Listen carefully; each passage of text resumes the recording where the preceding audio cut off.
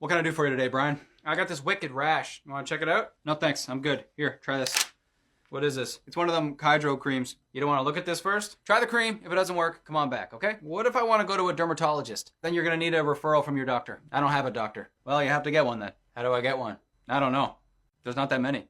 Can you refer me to the dermatologist? No. Why not? Because then I got to fill out a form, send it off. I'll get one back. It's annoying. You are a doctor though, right? Yeah. And this is a doctor's office? It's a walk-in clinic. Try the cream. If it doesn't work, come on back, okay? I got another question. Look, we're really busy. You get one question per visit. It's important. Okay, what is it? I think I might have broke my ankle. Why do you say that? I don't know, it just hurts a lot. Looks fine. It's pretty crunchy. Crunchy? Kind of hurts down here a bit too. Okay, here. Rub some of this on there. Still bothering you in a few weeks. Make an appointment. Come on back, okay? God have mercy upon us.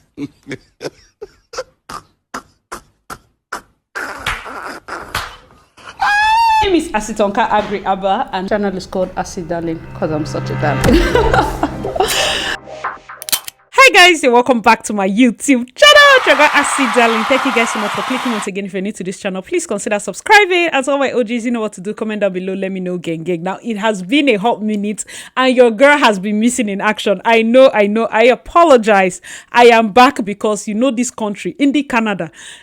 Crazy things are happening. I don't know why I saved that soundtrack only for you, Landry, because this country is the definition of crazy things are happening. All right, so we have news. We have news from Ottawa. So most times when we say we have news from Ottawa is of course where our government is. That's our capital. Ottawa will shut down shady post-secondary institutions if the provinces don't. Now, for those of you that have been following my updates concerning where Canada is going in terms of study visas, in terms of students, because I myself, of course, I came in as an international student. I just recently celebrated 1 year in Canada. I am owing you guys the video, the breakdown and all of that. I'm still going to do it, okay? That's why I give this kind of updates just as a way to also help people. And I'm going to be reading it out. They are shutting down colleges. Now, if your college is here, I feel like you should be worried, okay? I'm also going to be stating the reasons, okay? Guys, so the news goes, Ottawa is ready to step in and shut down shady schools that are abusing the international student program if the provinces don't crack down. Immigration Minister Mark Miller warned on Tuesday. Miller said there are problems across the college sector, but some of the worst offenders are private institutions and these schools need to go. Guys, remember that this was the only solution I said. Instead of just going through the corners, why not shut the schools down? You know, some of these schools that are operating out of 3 shops and all those kind of small corners, shut it down. Okay, but one thing about Canada that you need to know is that provinces have their own rules and all of that. So it's always a weird political maneuver, okay? So that's why they are calling on the provinces to deal with it, else they'll deal with it. Next, he went on to say there's responsibility to go around, Miller said on Parliament Hill ahead of the weekly cabinet meeting. I just think that some of the really, really bad actors are in the private sphere and those need to be shut down. Provinces are responsible for addressing the problems in post-secondary sector with regards to international students, he said, but if they won't do it, Ottawa will. Although jurisdictional questions limit the government's power. Okay, so he said a sharp rise in foreign student enrollment has sparked scrutiny of the international student program and prompted the Liberals to put a cap on new study permits for the next 2 years. More than 900,000 foreign students had visas to study in Canada just last year, which is more than 3 times the number a decade ago. Critics have questioned the dramatic spike in international students at shady post-secondary institutions and flagged concerns about some using the program as a backdoor to permanent residency.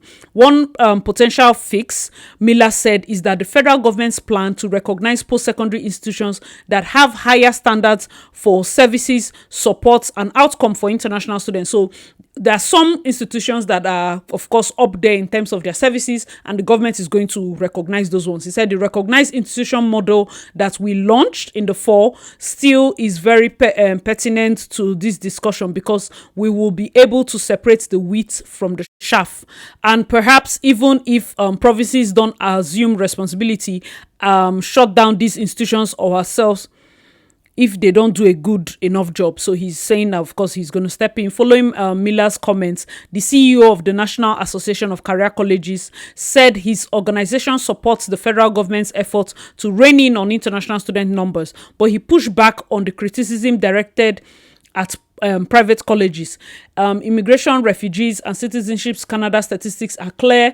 Regulated career colleges overwhelmingly train Canadian learners, and NACC member institutions account for less than 5% of all study permits in 2023. We are not the problem. So he's saying, like, for career colleges, they are not the problem because not many people are coming in to go probably study as a plumber, study as a carpenter, and all of that. That's what he said in his statement.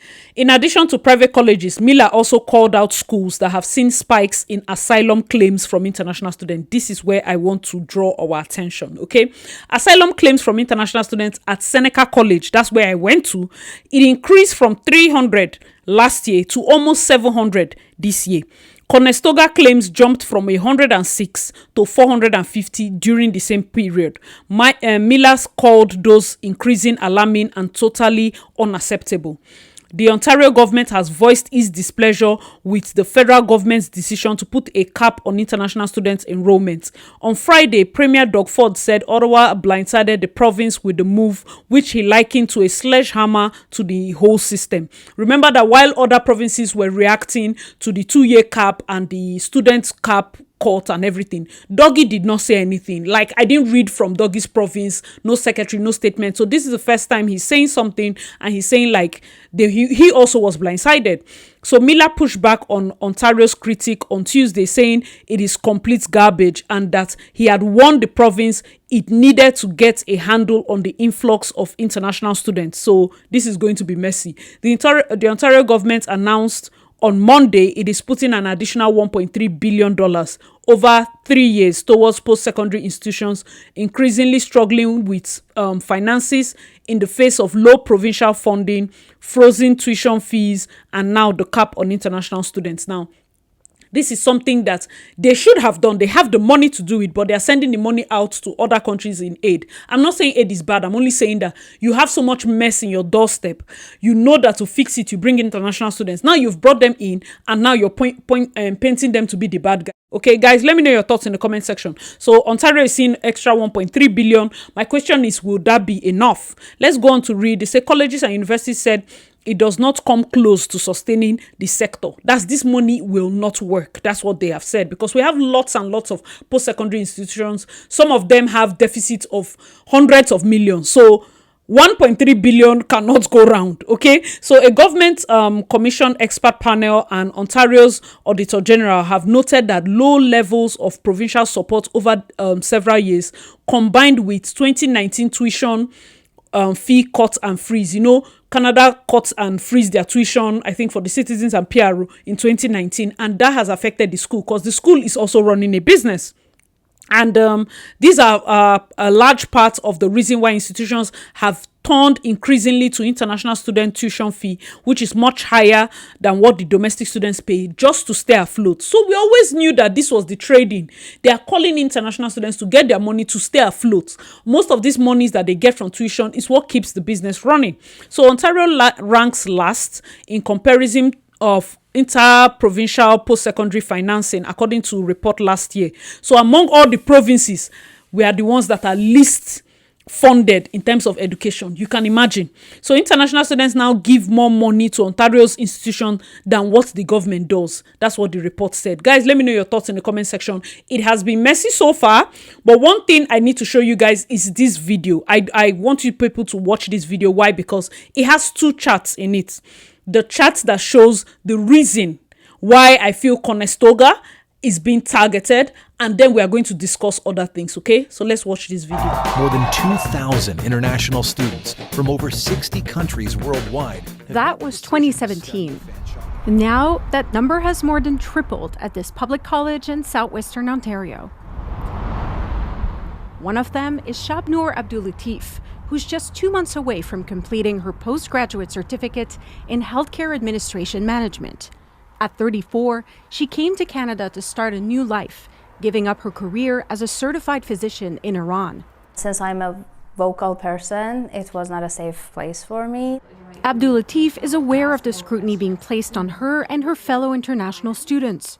I also feel that there's a lot of us here, you know, and without housing, without healthcare, I can totally understand that. But is it actually is it all on us? No one should be blaming the students, of course. I mean, clear as day by the data, the issue is the schools themselves that are bringing them in. That data, obtained and analyzed by CBC News, shows that what has been framed as a national crisis is in fact driven by a handful of colleges and universities. Out of the 10 with the greatest increases in study permits, 9 of them are public schools in Ontario. It's not double or triple. We're talking 30 times more students. This student advocate calls increases like these reckless. They knew there was already a housing shortage problem. And that's how public colleges in Ontario responded, by trying to get as many as they could through the door before the door got slammed. We show Abdul Latif how much permits have increased in those handful of Ontario schools. And Algoma is 40 times more. Wow. Are they even prepared for this much students? It feels like schools are not there to help us, but to get our money.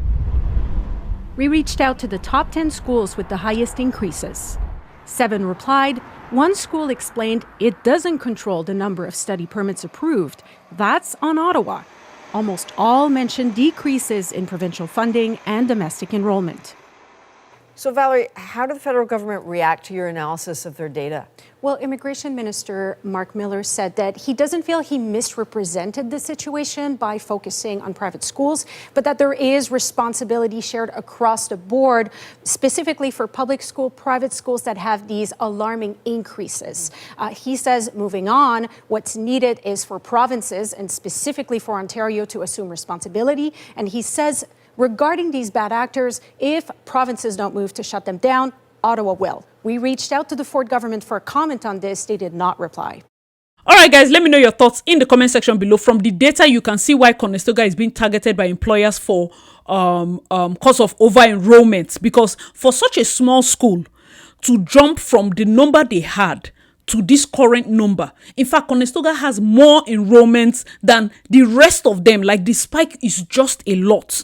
And the facilities and the services are not as high to handle that number. So that is a big issue. Some people are speculating because Apply Board, which is one of the board agencies that brings in foreigners, it is situated in Kitchener. So I feel like they, of course, try to make sure that their own institutions, which are in the Kitchener-Waterloo region, they benefit more. That's why Conestoga was overflooded. You know, it became so popular. You see them popping ads and all of that. So that's one of the reasons. Among these schools, only one university was mentioned that was not in Ontario. The rest were in Ontario. So University Canada West, although they are among those that got, of course, a spike in terms of the number of people coming in. Why? Because University Canada West is one of the only universities that takes second class lower, and then it's an actual university, so you're getting masters, and it's in British Columbia. So yes, a lot of people also went to that school, but you can see from the numbers and the schools that are in this Ontario, let me tell you the truth without mincing words, Seneca is also there. There is going to be a hit. I know that most recently our dean had a meeting with Doggy and J-Boy, and they've been doing massive lobbying. Seneca is not like other schools. We have like lots of campuses. They have a residence, like a proper hostel, housing accommodation. They have other things that they've been putting in place. It's standard. That's why Seneca is not just a college right now. It's moving into Polytechnic, and they are trying to get into other, how would I put it, ranking in terms of quality, okay? So I do not think that they'll be affected so much, but I believe that they are going to be under heavy scrutiny, because even though their numbers are not as high, these numbers are something that they can take. One thing that they have been known for, according to this data, is the asylum seeking route.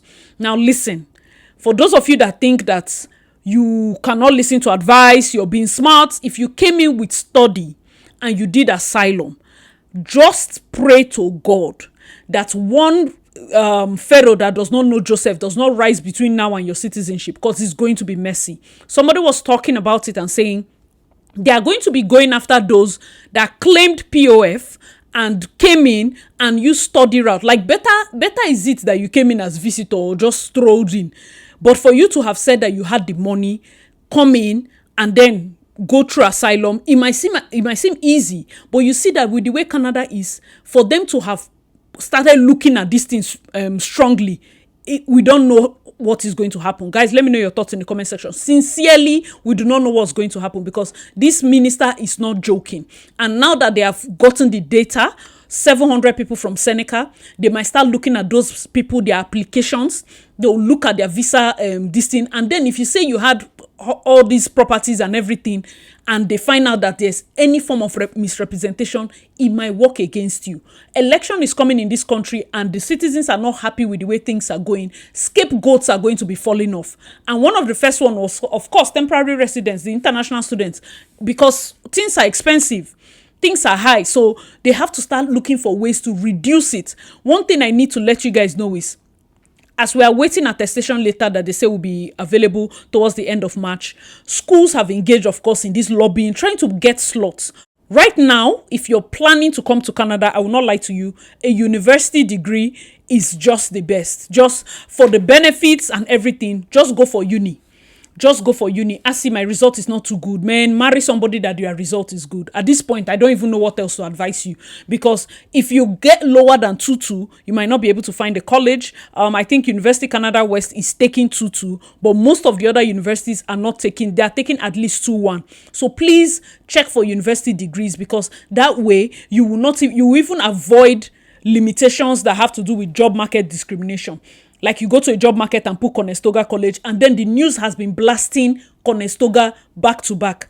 These news outlets show on office televisions and all of that. That's how discrimination starts. You understand? So you don't want to be in that line. Seneca, now that they are dragging in terms of asylum. You don't also want to be under any form of pressure. Of course, I love my school. I like my choice of coming here. But this is one thing that I feel like if the school wants to clear their name, they might have to submit all the applications of the people that they feel claimed asylum. That is going to be super messy. You know, somebody is going to fall. You get, so if school is targeting having to rise and clean up their own mess, they might say, you know what, we did our best. These students told us that they had everything. This is what we are showing you. And then it's going to be a thing of go and look for the students themselves and the ones that claimed asylum where they are, hunt them down. We do not want that thing. And that's what I pray. Like, if you know anybody that went through that route, they should just start praying to God that between now and when they get their citizenship, nothing like that will happen, or I really don't know what to go. So make sure your asylum claim was genuine, because they may be coming after you. I'm being very honest. They may be coming after you. Also, you know that most recently provinces have halted their nomination process. A lot of students are stranded because permits are expiring. If you're a student, your permit is expiring. One thing I would advise you, try to get a visitor status. If your money is finishing and you're in a tight corner, please get a visitor status. If you can, just go back to Nigeria and rest more. Just so that, you rethink your life. Make sure that as a student, you're already in the pool. You've done your IELTS and WES. I don't think that I should be repeating this thing, because if indeed you actually want PRO, there's no way you can get it without being in the pool. Be in the pool first. Oh, I see my score will not enter first. When you enter, you now know how to position yourself rightly, okay? So that's also another thing. You can see for the past how many months, provinces have not run nomination. People are just hanging. People are just waiting. It has been a lot. I said it on the group. I'm trying to look for the place where I'll see the news. I think most of them have taken it down. We are still looking, but there's hope from Alberta, because they said in March they are looking at doing the tourism one. I'm going to be doing a video focused on that. Guys, let me know your thoughts in the comment section below concerning this college shutdown. I feel the crackdown on international students and the international study visa application process, it is going to be intensive. Task Force and all those people that they are setting up, they are making sure that they go and attack this thing with all their might. I'm going to be doing different case studies, different videos. I know I've been on you guys' videos. Don't worry. Please be patient with me. This is how it can be sometimes. Okay, so let me know your thoughts in the comment section below. This has been our update concerning Canada shutting down colleges. And the next video, I'm going to be talking about the safety. Okay, so is Canada still safe? What are the things that have been going on? And how can we protect ourselves? Thank you so much for watching. I remain your girl, Asi Darling. Please check out my other videos, and I'll see you in my next one. Bye, guys.